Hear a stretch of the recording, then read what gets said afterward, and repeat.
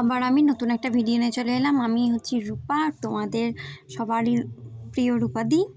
আমার নতুন একটা ভিডিওতে আমি আবার চলে এলাম। আজ তো সরস্বতী পূজা, তোমরা সবাই জানো।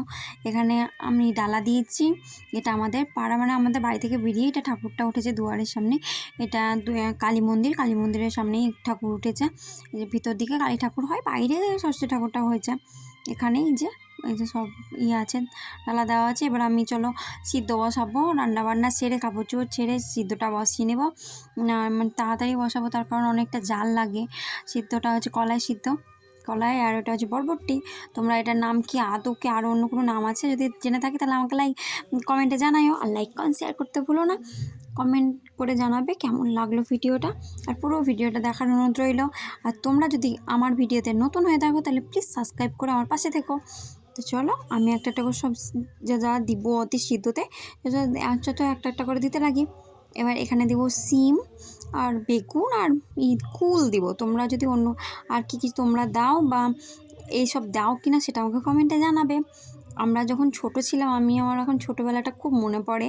যখন ছোট ছিলাম তখন যেতাম স্কুলে খিচুড়ি খেতে, এত মজা লাগতো। শাড়ি পরতাম, শাড়িটা আমি অতটা ভালোবাসতাম না পরতে, কিন্তু সেই টাইমে একবার হলেও পরতাম।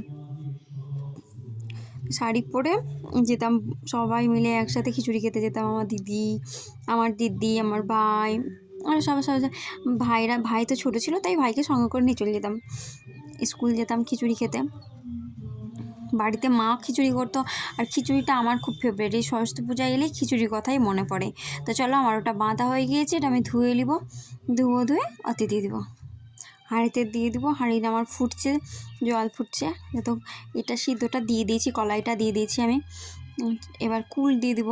কুল আছে, ছোটো ছোটো কুল নিয়ে এসছে আমার যা, ও সিদ্ধ বসিয়েছে। এবার আমি দিব, সব একটা করে দিচ্ছি। বাটিটা ওর ওপর রাখা ছিল, বাটিটাকে সরিয়ে দিলাম। ছোটোবেলাটা সবারই মিস করি, তাই না? তোমরা ছোটোবেলায় কোথায় কোথায় গিয়েছো? তোমরা আদৌ শাড়ি পরতে ভালোবাসো কিনা সেটা আমাকে কমেন্টে জানাইও। যে আমিও 7টা কুল এই যে ভালো করে বালতি জলে ধুয়ে হাঁড়িতে দিয়ে দেবো। এবার বেছে নেব, বেছে নেব। নেব 7টা বেগুন নিব। বেগুনগুলো অনেকটা বড় বড় হয়ে গিয়েছে। প্যাকেটটার তো দরকার নেই, প্যাকেটটা ভরে দিলাম। বেছে নিয়ে নেব কটা আছে, দেখে নিয়ে নেব। 4টা এখানে দেবো, আর দিব 3টা। 7টা বেগুন দিব, একটা করে দিয়ে দিব। তোমরা দাও কিনা কি প্লিজ আমাকে কিন্তু কমেন্টে জানাবে। তোমাদের কমেন্টের অপেক্ষায় আমি থাকবো।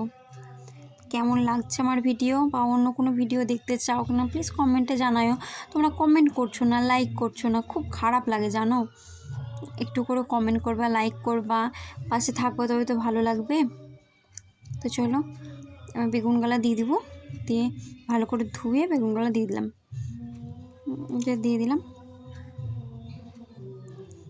ভালো করে আমি ডুবিয়ে দিচ্ছি। তো হাতা দিয়ে লাড়ানো হবে না, এটা লাড়তে নেই তাই শুনেছি আমার শাশুড়ির মুখে। তো তার জন্য আমি ভালো করে ওগুলোকে তুলে ভালো করে ভরে দিলাম ঢেলে, থাল দিয়ে ঢাকা দিয়ে দিলাম।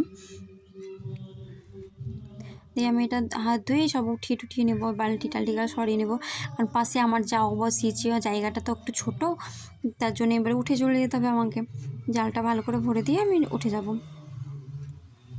যে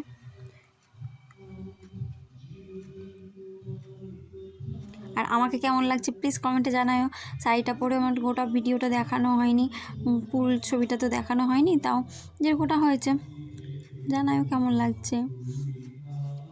চলো আজ এই পর্যন্ত, আবার পরে ভিডিও দেখা।